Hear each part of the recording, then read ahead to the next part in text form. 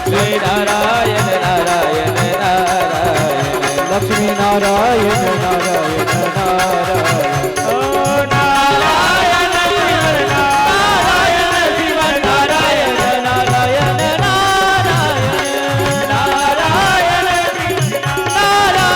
शिव नारायण नारायण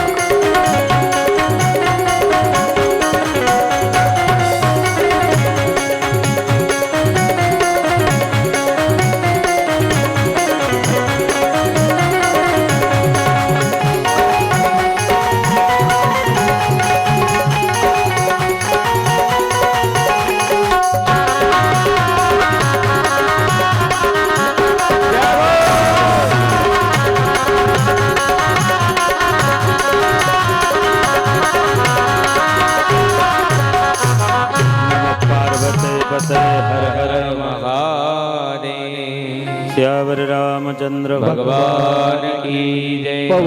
महर्षी वाल्मिकी त्यांच्या मुखातून गायत्री छंदाचे श्लोक बाहेर पडले. ब्रह्मदेवाने आशीर्वाद दिला.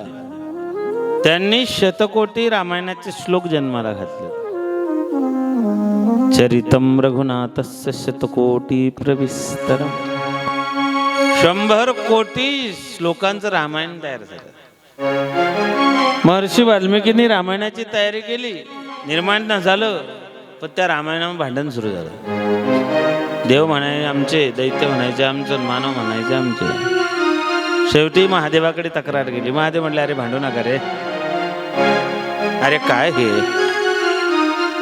काय भांडतात रे. तुमच्या वाटण्या करून देतो. महादेवाने तिघांना वाटण्या करून दिल्या. 100 कोटी रामायण होतं ना. 33 कोटी 33 कोटी 33 कोटी तिघांना वाटले. खाली उरले 1 कोटी. 99 कोटी तिघांना वाटले. 1 कोटी उरले. 1 कोटीमध्ये पुन्हा 33 लाख 33 लाख 33 लाख तिघांना वाटले. खाली उरला 1 लाख. 1 लाखामध्ये पुन्हा 33,000 33,000 33,000 खाली उरले 1,000. 1,000 मध्ये पुन्हा 3300 खाली उरले 1,000. 1,000 मध्ये पुन्हा 3 टप्पे खाली उरले 100 मध्ये 33 खाली उरला 1. 33 कोटी 33 लाख 33,000 3333 असे सगळे 33 तिघांना वाटले. खाली 1 आहे. श्लोक 1 आहे. घेणारे 3 आहे. 1 श्लोक तिघांमध्ये त्या ठिकाणी वाटता येत नाही. जे खाली उरलं होतं ते होतं रामनाम. श्रीराम जय राम जय जय राम. श्रीराम जय राम जय जय. श्रीराम जय राम जय जय राम. श्रीराम जय राम जय जय राम. श्रीराम जय राम जय जय राम. श्रीराम जय राम जय जय राम. श्रीराम जय राम जय जय राम. श्रीराम जय राम जय जय राम. श्रीराम जय राम जय जय राम. ओ श्रीराम जय राम जय जय राम. श्रीराम जय राम जय.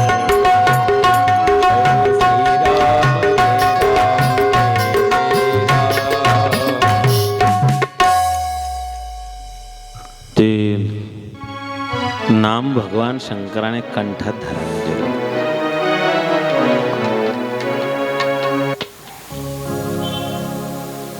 तमसा नदीच्या काठी महर्षी वाल्मिकींचा आश्रम आहे. रामायणाची तयारी झाली. तर रामायण तयार झालं.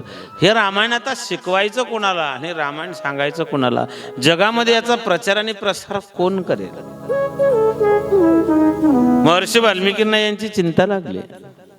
बसून घ्या देवा. एक खुर्ची द्या त्यांना अजून. नाही त्या भाऊची नका घेऊ. नाही दुसरी घ्या ना. नाही मग त्याला सेटिंग नाही करता येणार ना ते. हा नाही आहे आपली एक्स्ट्रा आहे. खुर्ची सोडायला कोणीच तयार नाही हो. खुर्ची कोणती का असे ना. या दोघांकरता एकदा टाळ्या वाजवा बरं. फार सुंदर पात्र केले. वाल्मिकी महाराज तर वाल्मिकी ऋषीच दिसतात. तब्येत बी तपश्चर्या करून करून बारीक झाली त्यांची. आणि डायरेक्ट सातपुड्यातून इकडे आल्यामुळे थोडंसं असं.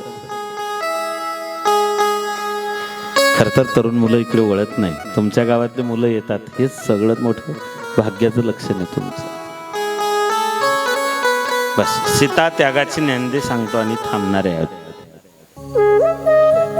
मायबाप.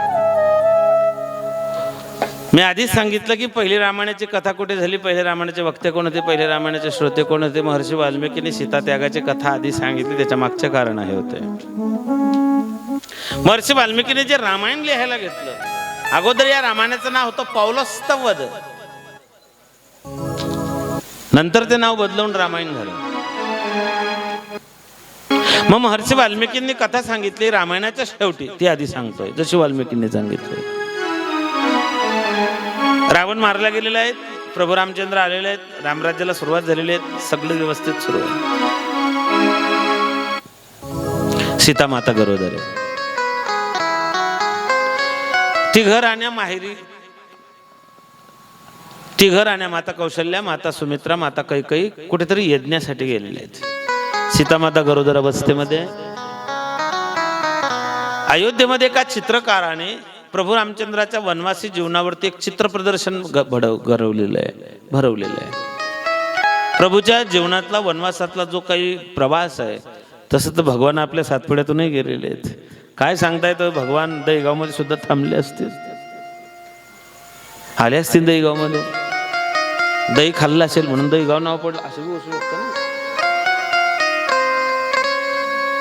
चांदवडला देवानं बट्ट्या खाल्ल्या आहेत असे का खेळ काय चांदवडला. 3.5 रोडगी डोंगर आहे चांदवडच्या वरती. आम्ही कथा केली तर लोक सांगितलं महाराज तुम्ही कधीही चांदवड नाशिकला जाताना उजव्या हाताला बघा असे 3 बरोबर रोडगी 3.5 रोडगी दिसतात. असे रोडगे ठेवलेले आहेत देवानं. आपल्या सातपुड्यातूनच भगवान वनवासाला गेले ना, असे पुरावे आहेत रामायणात. असू शकतं भगवान थांबले असेल. चित्र प्रदर्शन भरवलेलं आहे. माता गरोदर अवस्थेमध्ये चित्र प्रदर्शन पाहायला गेले. खास करून त्यांना आमंत्रित केलं होतं की तुमच्या जीवनावरचं चित्र प्रदर्शन आहे, तुम्ही या. माता भगवती जानकी गेली होती. चित्र प्रदर्शन पाहताना चित्रासमोर थोडं थांबावं लागतं, चित्र पाहावं लागतं, मग पुढे चालावं लागतं. ते पाहून त्या थकल्या. सायंकाळी घरी आल्या, थकलेल्या होत्या. एक तर गरोदर अवस्था, त्याच्यामध्ये पुन्हा ते चित्र प्रदर्शन पाहून आल्या, थकून आलेल्या आहेत. भगवंत आपल्या अभ्यासिकेमध्ये आहे, तिथे त्यांची चर्चा सुरू आहे. आणि मग भगवंताला माता सीता सांगते, प्रभू आज आपल्या वनवासी जीवनावरती चित्रकाराने चित्र प्रदर्शन भरवलेलं होतं, मी तिथे गेले होते. खरं सांगू का, ते चित्र प्रदर्शन पाहिल्यानंतर मला, आपण जे 14 वर्ष वनवासात होतो, मला सारखे सारखे त्या वनवासाची आठवण येत होती. आपण जेव्हा वनवासाला गेलो तेव्हा आपण वनवासी होतो. अनेक ऋषी पत्न्यांशी, अनेक ऋषी कन्यांशी माझी ओळख झाली. माझ्याकडे त्यांना द्यायला काही नव्हतं. मला असं वाटतं की एकदा पुन्हा आपण त्या